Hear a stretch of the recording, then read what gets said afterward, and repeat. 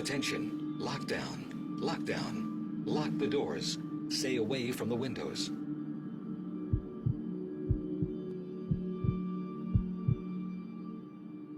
Back in 2016, my school went into a lockdown.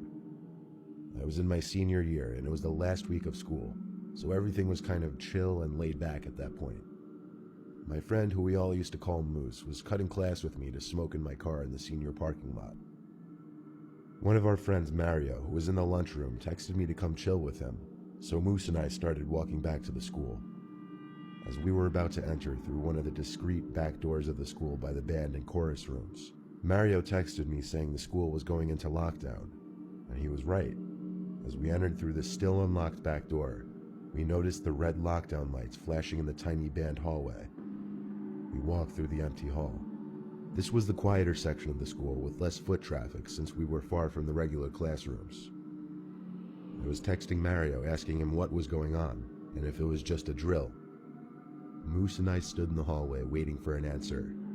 My friend Mario texted back saying, "Dude, holy shit," and the 3 dots bubble, meaning he was typing, sat under his text for like 30 seconds. Then it went away. He didn't send a second text. I sent him 3 question marks. Moose and I didn't really know what to do.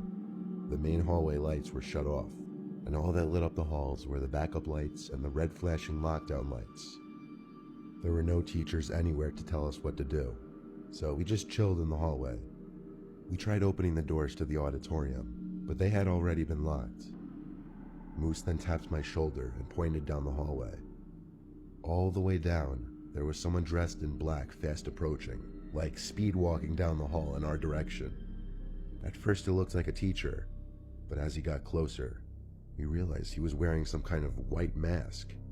Moose and I started walking backwards instinctively in response to what we now perceived to be a threat. As he got even closer, we could confirm it was a mask on his face. And it was this horrifying, disgusting mask of some pale, rotting-like face. I'd never seen anything so creepy at any Halloween stores or anything. The man was now too close for comfort, and the way he was approaching us was obviously full of aggression. Moose and I turned and started running back towards the band room. We hoped the band teacher, Miss Bryant, would be in there to let us in.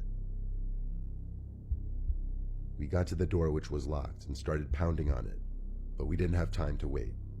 Moose and I split up to hide. I hid in one of the music department closets. I don't know where Moose went. I turned the light in the closet off and hid behind a big container. There was a big glass window in the door to the closet, and I could see into the hall thanks to the little light from the backup lights. I heard footsteps approaching from outside, so I ducked my head completely behind the container. I only looked up and peeked at the window after the footsteps had stopped for a while, and I assumed it was clear. But it was not. The footsteps stopped because the man in the mask was standing at the door, looking in through the glass. I ducked back down, hoping he didn't see me, and then the closet door creaked open. It sounded as though he was trying to fiddle for the light switch, couldn't find it, then gave up.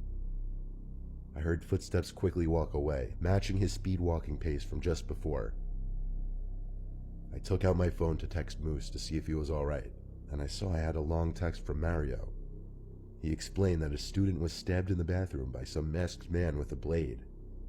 Moose also texted me saying he's alright. He ran back outside to his car. I realized that was a good idea. I made sure the coast was clear and booked it for my car as well. I sat in my car in front of the school and watched as cop cars swarmed the place. At least 10 officers entered the building. Moose came to sit in my car with me, and we watched for over half an hour. The school was let out early, with police escorting the kids out, of course. They never even found the masked man in the school. He likely escaped through one of the back doors. There were helicopters searching all day for the man. I'm pretty sure he was never found. I thank my lucky stars I didn't have a similar fate as that kid in the bathroom.